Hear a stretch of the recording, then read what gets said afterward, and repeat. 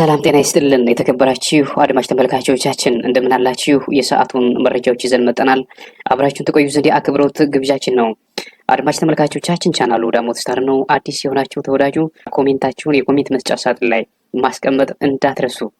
ዛሬም የተለያዩ እውነተኛ የሆኑ መረጃዎችን አሰባስበን ይዘን መጥተናል። እስከ መጨረሻው አብራችሁን ቆዩ።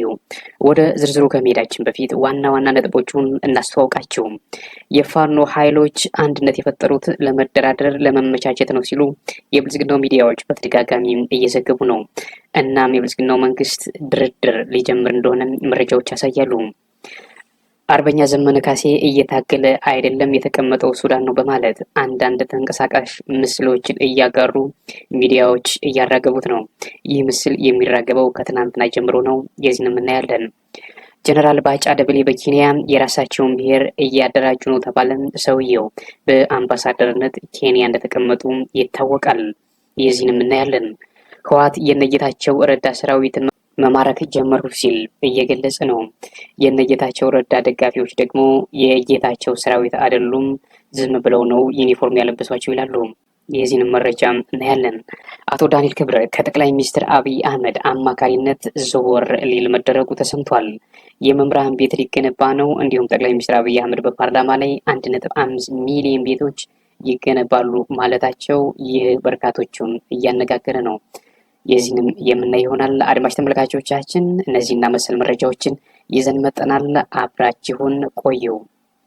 ተመልካቾቻችን ወደ ዝርዝር መረጃዎቹ እንውሰዳችሁ። የፋኖ ኃይሎች አንድነት የፈጠሩት ለመደራደር ነው ሲሉ የብልጽግናው አክቲቪስቶች በተደጋጋሚ እየገለጹ ነው። በሚዲያ እንደሚቀባበሉት ከሆነ የፋኖ ኃይሎች አንድነት ለብልጽግናው በጣም ወሳኝ ነው። አንድ ከሆኑ ለመደራደር በጣም ወሳኝ ነው፣ ለመምታትም ሀሪፍ ነው። ግን አሁን የፋኖ ኃይሎች ለመደራደር ቋምጠዋል፣ ቸኮለዋል ሲሉ ስማቸውን ለማጥፋት ጥረት እያደረጉ ነው። የብልጽግናው መንግስትም ከባለፈው ሳምንት ጀምሮ ሽማግሌዎችን መርጦ ወደ ፋኖ መንደር ለድርድር ለማመቻቸት እየላከ ነው ተብሏል። ግን ከዚህ በፊት አንዳንድ የፋኖ አባላትን በዚህ አይነት መልኩ አማለው እንደወሰዱ ይታወቃል። በርካታ የፋኖ ኃይሎች አሁንም ሊቋምጡ ይችላሉ ተብሏል።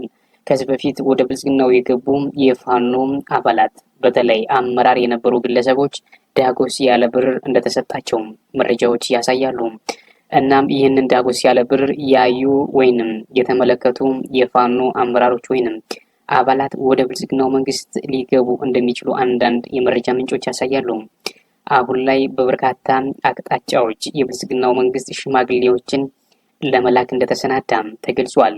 በጎጃም፣ በጎንደር እንዲሁም በሸዋም እነዚህ ሽማግሌዎች ተልከው ፋኖ ወደ ሰላም እንዲመጣ እናደርጋለን ሲሉ ቆርጠው እንደተነሱ መረጃዎች ወጥተዋል። ተመልካቾቻችን ወደ ቀጣዩ መረጃ ስንወስዳችሁ አርበኛ ዘመነ ካሴ እየታገለ አይደለም የተቀመጠው ሱዳን ነው በማለት አንዳንድ ተንቀሳቃሽ ምስሎችን በማጋራት በብልጽግናው ሚዲያ በኩል እየተራገበ ነው። የፋኖ ደጋፊዎች ወይንም በአማራ ፋኖ ብሔራዊ ንቅናቄ የፌስቡክ ገጽ ላይ ያልተጋራ ምስል ይሄኛውን ምስል አጋርተዋል በማለት የብልጽግናው አክቲቪስቶች በተደጋጋሚ እየተቀባበሉት ይገኛሉ። አርበኛ ዘመነ ካሴም የተቀመጠው ሱዳን ነው፣ እሱ አይታገልም፣ ጦርነት ፈርቶ ሱዳን ቁጭ ብሎ የአማራ ልጆችን እያስገደለ ይገኛል ሲሉ እየገለጹ ነው። አርበኛ ዘመነ ካሴ ሱዳን እንኳ ቢሄድ በቀጠናው ያለውን አሊያንስ ለማጠናከር እንጂ ፈርቶ ሸሽቶ አይደለም የሄደው ይላሉ የፋኖ ደጋፊዎች። አርበኛ ዘመነ ካሴ በተደጋጋሚ ወደ ሱዳን ሂዷል እያሉ የሚዘግቡት የብልጽግናው ሚዲያዎች ናቸው። ምክንያቱም ሰውየውን በተደጋጋሚ ለመግደል ቢያድኑ አልተገኘም ተብሏል። አሁንም ወደ ቀጣዩ መረጃ እንውሰዳቸው። ጀነራል ባጫ ደበሌ በኬንያ የራሳቸውን ብሔር እያደራጁ ነው ተብሏል። ጀነራሉ በአምባሳደርነት ወደ ኬንያ ከሄዱ 3 ዓመታትን አስቆጥረዋል። ይህ ጀነራል በኬንያ የኦሮሞን ማህበረሰብ በመሰብሰብ የኦሮሚያ ልማት ማህበር የሚል ድርጅት ለማቋቋም ጥረት እያደረጉ እንደሆነ መረጃዎች ያሳያሉ። ጀነራሉ በተደጋጋሚ የሚናገሩት ስለ ጦርነትና ጦርነት ስልቶች ነበረ።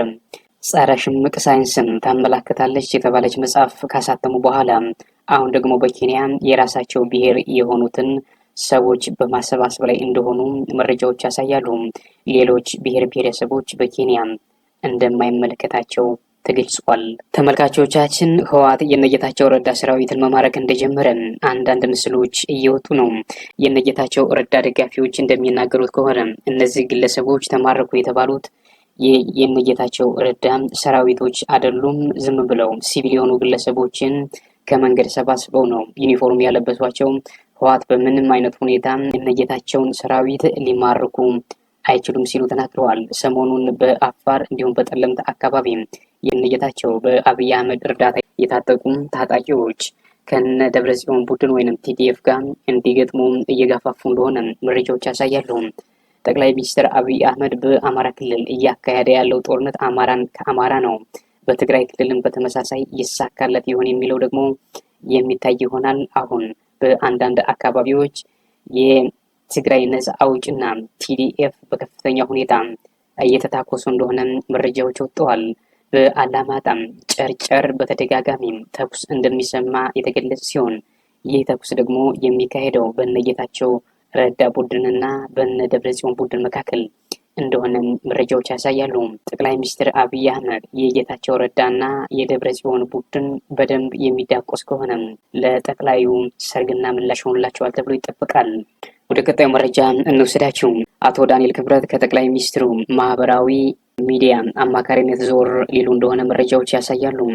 አቶ ዳንኤል ክብረት በጣም በከፍተኛ ሁኔታ የአማራ ትግልን ለማንቋሸሽ ተረትና ምሳሌዎችን እየጠቀሱ በሶሻል ሚዲያ የሚያጋሩ ቄስ እንደሆኑ ይታወቃል።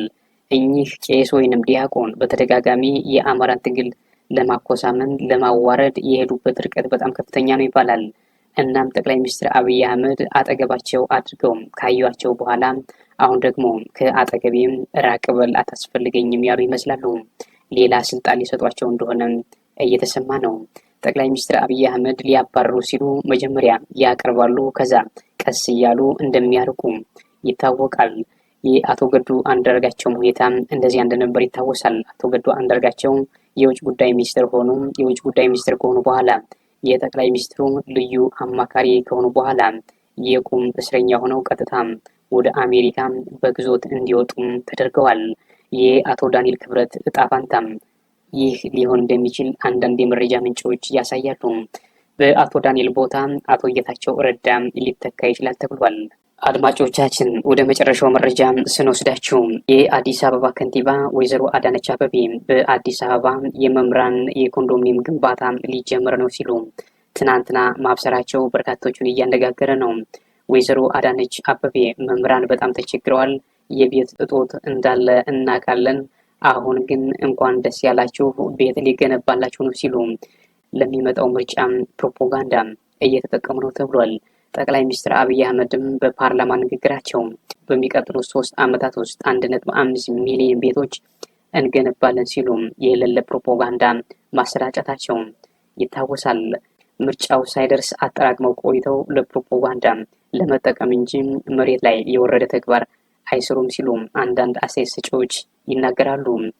አድማጭ ተመልካቾቻችን እነዚህና መሰል መረጃዎችን ሰዓቱን እየጠበቅን ይዘን እንመጣለን። እስከዚያው ድረስ ጤና ይስጥልን።